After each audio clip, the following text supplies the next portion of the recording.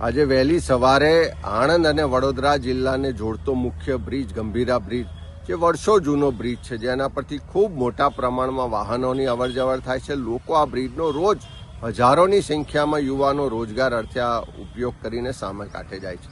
વહેલી સવારે બ્રિજ તૂટી પડ્યો અને એના કારણે લગભગ 5 કરતાં વધારે વાહનો નદીમાં ખાબક્યાના સમાચાર છે અને મોટા પ્રમાણમાં જાનહાનિ થયાની શક્યતાઓ છે. વહેલી સવારે જ કલેક્ટરશ્રી સાથે, એસપી સાથે ને બંને વડોદરા અને આણંદ જિલ્લાના વહીવટીતંત્ર સાથે વાત પણ કરી, બચાવ કામગીરી તાત્કાલિક શરૂ કરવા માટેની રજૂઆત પણ કરી છે.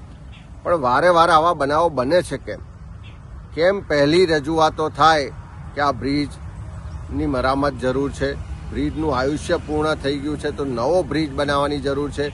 બ્રિજ જો ભયજનક હોય તો એને બંધ કરવો જોઈએ, એની મરામત કરવી જોઈએ. સરકારી તંત્રની ગંભીર બેદરકારીને કારણે આ બનાવ બન્યો છે અને લોકોના જીવ ગયા છે. ત્યારે એવા સંજોગોમાં સરકાર આખા ગુજરાતમાં આવા બનાવો બને ત્યાર પછી જાગે છે. વહેલા કેમ નથી જાગતી? જો વહેલા જાગી હોત તો આ બનાવ ના બન્યો હોત, લોકોના જીવ જવાની જે શક્યતા છે, જીવ ના ગયા હોત.